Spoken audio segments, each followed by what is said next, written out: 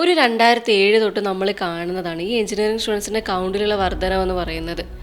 എങ്ങനെയെങ്കിലും പഠിച്ച് പാസ്സായി കഴിഞ്ഞാൽ കിട്ടുന്ന ജോബ് ഓപ്പർച്യൂണിറ്റി തന്നെയാണ് അതിൻ്റെ മെയിൻ റീസണും. ഇപ്പോഴും +2 കഴിയുന്ന ഏതൊരു കുട്ടിയോട് ചോദിച്ചാലും നെക്സ്റ്റ് ഓപ്ഷൻ പറയുന്നതും ബിടെക് തന്നെ ആയിരിക്കും obviously. Of course I agree with that. High demanding മാത്രമല്ല, എഞ്ചിനീയറിംഗ് പഠിച്ച ഏതൊരു ഫ്രഷറിനും 5 to 6 LP വരെ എക്സ്പെക്ട് ചെയ്യാം.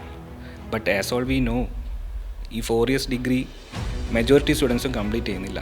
അത് പല റീസൺസ്, സപ്ലി മാത്രമല്ല, പല റീസൺസ് ഉണ്ട്. മേ ബി പേഴ്സണൽ ആവാം, പക്ഷേ അങ്ങനെയുള്ളവരെയും നമുക്കറിയാം. അത് കറക്റ്റായിട്ടൊരു പോയിന്റ് ആണ്. ഇപ്പം എഞ്ചിനീയറിംഗ് ഡിസ്കണ്ടിന്യൂ ആയിട്ട് എന്തെങ്കിലും ഒരു ഷോർട്ട് ടേം കോഴ്സ് ചെയ്ത് ജീവിക്കുന്നതോ അല്ലെങ്കിൽ തുച്ഛമായ സാലറിയിൽ നിൽക്കുന്നവരോ ഉണ്ട്. പക്ഷേ ആക്ച്വലി സപ്ലിക്ക് ഒരു സൊല്യൂഷൻ ഉണ്ട്. അത് അറിയാത്തവരോ അല്ലെങ്കിൽ അറിഞ്ഞിട്ടും ടൈം കൺസ്യൂമിങ്ങോ അല്ലെങ്കിൽ എക്സ്പെൻസീവോ ആണെന്ന് മാറ്റി വെക്കുന്ന ഒരു സംഭവമുണ്ട്, ക്രെഡിറ്റ് ട്രാൻസ്ഫർ എന്ന് പറയും. ക്രെഡിറ്റ് ട്രാൻസ്ഫർ ഒബ്വിയസ്ലി നല്ലൊരു സൊല്യൂഷനാണ്, പക്ഷേ പലർക്കും ഇതിനെപ്പറ്റി അറിയില്ല.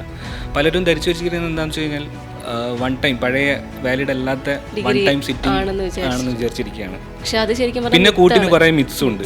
അതെ, അതായത് ഇപ്പം ഗവൺമെൻറ് ജോലിക്ക് അപ്ലൈ ചെയ്യാൻ പറ്റില്ല, പുറത്തോട്ട് പോകാൻ പറ്റില്ല, ഇങ്ങനെയൊക്കെ വിചാരിച്ചിരിക്കുന്ന ഫേക്ക് ഫാക്ട്സ് വിചാരിച്ചിരിക്കുന്നതാണ്. ഒരു UGC വാലിഡ് യൂണിവേഴ്സിറ്റിയിൽ നിന്നും വേറൊരു UGC അപ്രൂവ്ഡ് യൂണിവേഴ്സിറ്റിയിലേക്ക് നമ്മുടെ ഉള്ള ക്രെഡിറ്റ്സിനെ ട്രാൻസ്ഫർ ചെയ്യുന്ന ഒരു പ്രോസസ്സ് മാത്രമാണ് ഈ ക്രെഡിറ്റ് ട്രാൻസ്ഫർ എന്ന് പറയുന്നത്. ശരിക്കും പറഞ്ഞാൽ അതിൻ്റെ സർട്ടിഫിക്കറ്റ് പോലും 100% വാലിഡ് ആണ്. ഈ സപ്ലി കിട്ടിയവർ മാത്രമല്ല ഇത് ചെയ്യുന്നത്. നമ്മൾ നേരത്തെ പറഞ്ഞതുപോലെ എഞ്ചിനീയറിംഗ് ഡിസ്കണ്ടിന്യൂ ചെയ്തവർക്കും ഇതൊരു ബെസ്റ്റ് അഫോർഡബിൾ സൊല്യൂഷൻ തന്നെയാണ്. പക്ഷെ അതിവിടെ ആർക്കും അറിയില്ല എന്ന് മാത്രം. ക്രെഡിറ്റ് ട്രാൻസ്ഫറിന് അങ്ങനെ ഒരു സ്റ്റാർട്ട് ആവേണ്ട ആവശ്യമൊന്നുമില്ല. എവിടെയാണോ സ്റ്റോപ്പ് ആയത് അല്ലെങ്കിൽ ഏത് പേപ്പറിലാണോ സപ്ലൈ ആയത് അതുകൊണ്ട് നെക്സ്റ്റ് ടൈം എഴുതിയെടുക്കാവുന്നേ ഉള്ളൂ. അതെ, പിന്നെ പല ഇൻസ്റ്റിറ്റ്യൂട്ടുകളും ഇതൊന്നും പറയത്തില്ല.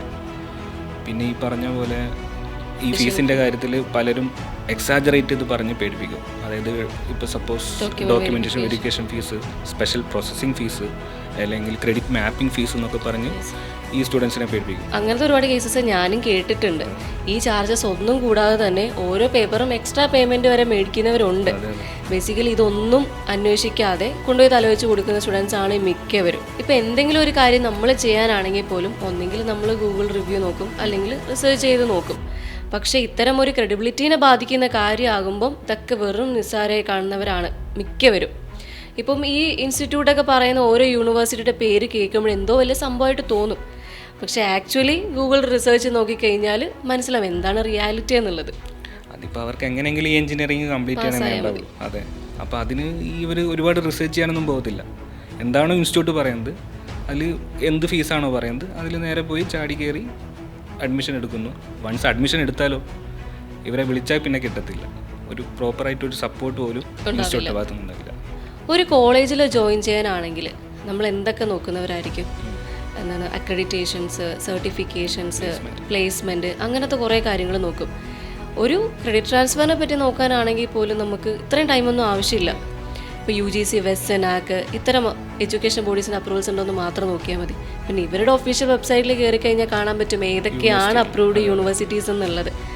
പിന്നുള്ളത് ഈ ഒരു ബിടെക് മെയിനായിട്ട് വേണ്ട അപ്രൂവലാണ് AICTE എന്ന് പറയുന്നത്. പക്ഷെ അതിനെ പറ്റിയിട്ട് ആരും ബോധേഡല്ല. അതെ, ഇത്തരം എഡ്യൂക്കേഷൻ ബോഡീസിൻ്റെ പ്രോപ്പറായിട്ട് നമ്മൾ ക്രെഡിറ്റ് ട്രാൻസ്ഫർ ചെയ്യുകയാണെങ്കിൽ തന്നെ ഹൈ പ്രൊഫൈൽ ജോബ് കിട്ടും. പിന്നെ PSC, UPSC, പിന്നെ മൈഗ്രേഷൻ പർപ്പസിനാണെങ്കിലൊക്കെ ഈസി ആയിട്ട് നമുക്ക് പോസിബിളാണ്.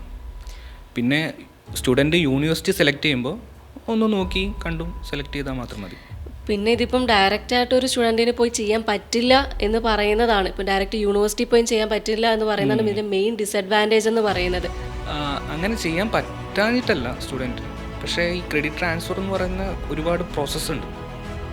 ഡോക്യുമെൻറ്റ് വെരിഫിക്കേഷൻ, പിന്നെ ഈ പറഞ്ഞ പോലെ ക്രെഡിറ്റ് മാപ്പിംഗ്. ഇതിൽ തന്നെ ക്രെഡിറ്റ് മാപ്പിംഗ് ഇച്ചിരി കോംപ്ലിക്കേറ്റഡ് ആണ്. അപ്പോൾ ഇതൊക്കെ പ്രോപ്പറായിട്ട് അറിയുന്ന ഇൻസ്റ്റിറ്റ്യൂട്ട് ആണെങ്കിൽ ഈ പ്രോസസ്സൊക്കെ സിംപ്ലിഫൈ ചെയ്യാം.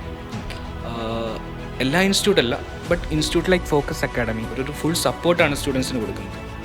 പിന്നെ ഈ പറഞ്ഞ പോലെ അവരുടെ ജെന്യൂൻ ആയിട്ടുള്ള യൂണിവേഴ്സിറ്റീസ് ഇവരെ ഫോക്കസ് അക്കാഡമിയെ കോൺടാക്ട് ചെയ്ത് കഴിഞ്ഞാൽ തന്നെ അവർ ഫസ്റ്റ് തൊട്ട് തന്നെ ഡീറ്റെയിൽ ആയിട്ട് എക്സ്പ്ലെയിൻ ചെയ്യും എന്തൊക്കെയാണ് പ്രോസസ്സ്, ഏതൊക്കെയാണ് കാര്യങ്ങൾ വരുന്നത്.